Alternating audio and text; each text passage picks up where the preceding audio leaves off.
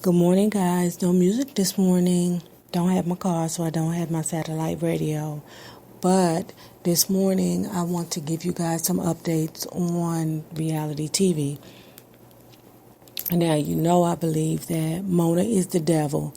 But I think Andy Cohen, he's more the devil. Like, he's downstairs cooking witch's brew with the devil because Real Housewives of Atlanta, I've really lost so much respect for them. But Wet Paint reported that Cynthia Bailey had admitted that the producers of the show were basically trying to convince her to drag her husband for season 9. Cynthia Bailey quoted, "The producers would come to me and say, he may come for you and he may do this. And I would tell them that I don't give a damn what Peter does." She went on, "He can go on Wendy Williams and do as many interviews as he wants. I know what I gave to this marriage and he knows what I gave to this marriage. One of the things I'm most proud of is going through the divorce and not making it a shit show." Wet Paint later further explains, "The 510 Beauty claims she told producers from the beginning of season 9 that she had no desire to tear down her ex for ratings." Cynthia further quotes, "When I decided that I was going to get divorced from Peter and the new season was beginning to tape, I went to the producers and said, I have a deal breaker. I'm going to be getting a divorce, but I refuse to drag this black man on national TV."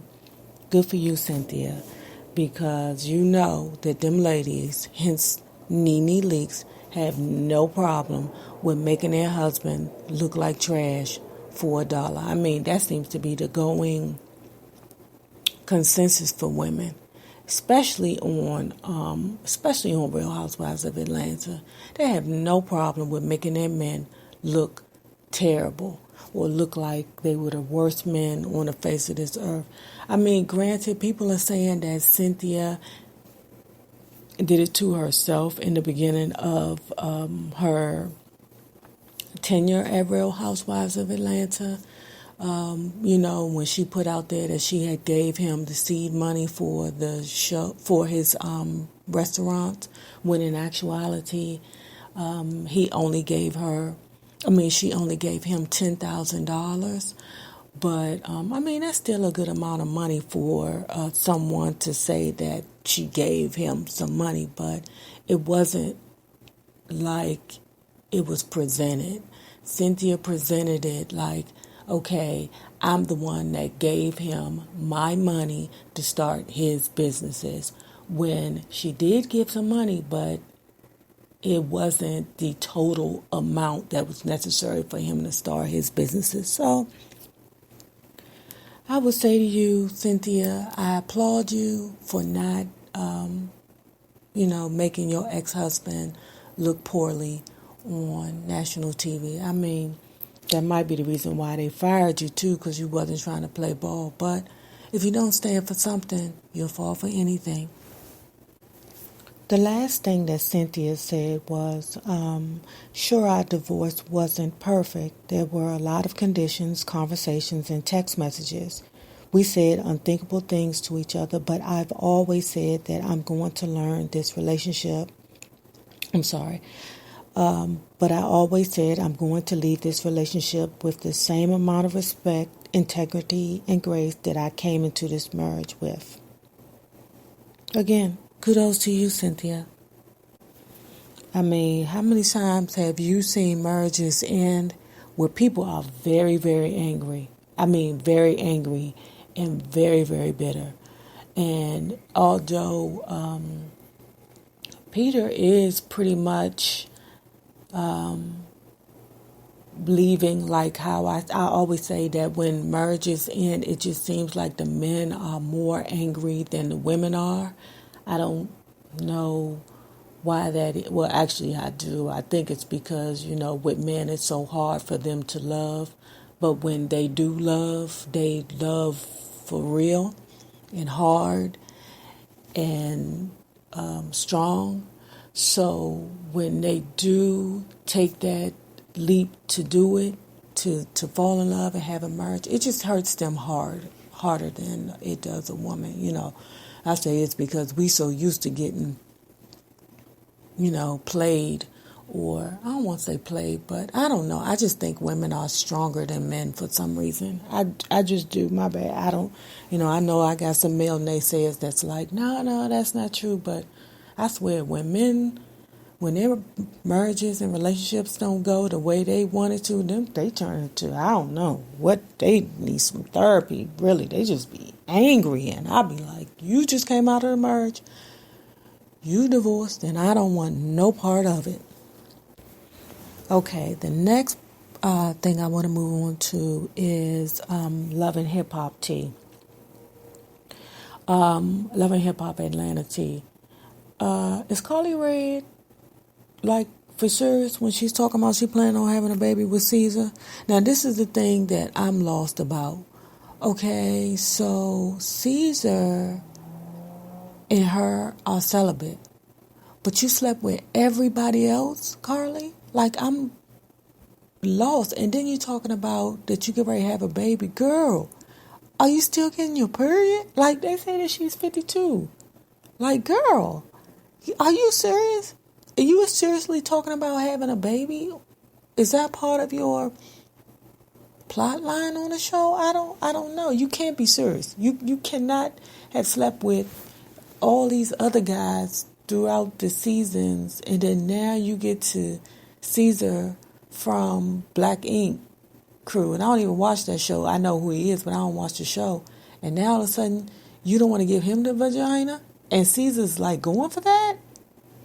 Girl, I don't know. That's got to be a plot line. But anyway, let me get to Lovely Mimi. Y'all know she's a DMV native. You know she's one of my favorite characters on the show. I just like her. I do. She's DMV. What can I say?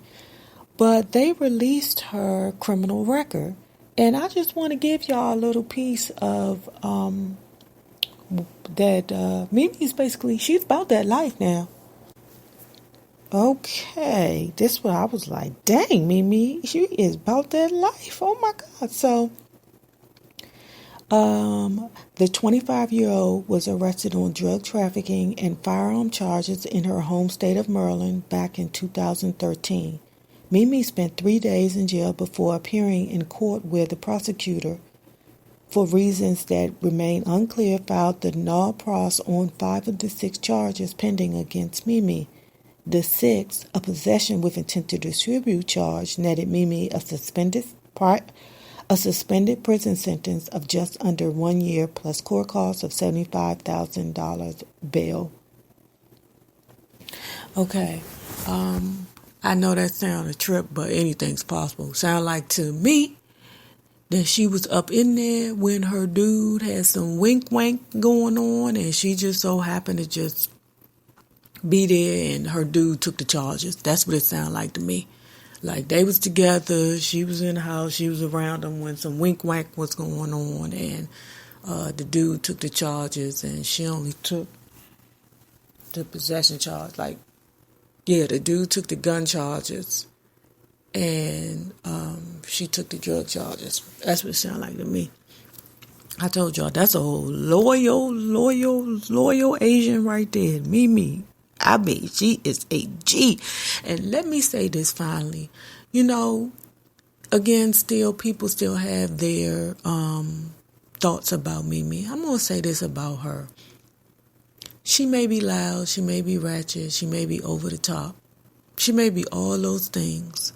And I'm going to say this to, like, judgmental people. Because judgmental people, I call those people the people that they are the people that always have to put somebody below them to make themselves feel better. And this is what I feel. Real talk, Mimi has 2 shops here, and then Atlanta, too. Mimi had enough going on in her life where she could drive down to Atlanta or fly down to Atlanta, move her whole family, and start a career. If she never went on Love and Hip Hop again, she would still be good. How many of you people that are judging her saying that she's loud and ratchet and all these other things can say that? You feel me? That girl still got it going on with or without Love and Hip Hop. Atlanta.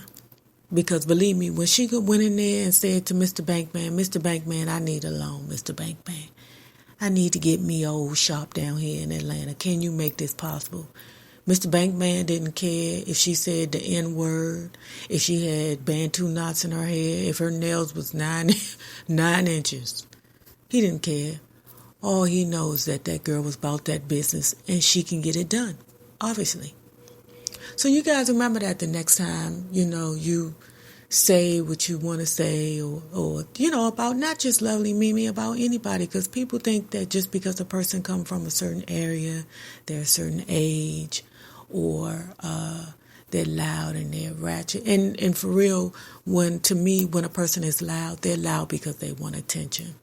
And she's doing all those things because she wants attention. That's what I feel about loud people. I mean, y'all can tell me. What do you think about loud people? Why do loud people have to be so loud? Because to me, it's attention.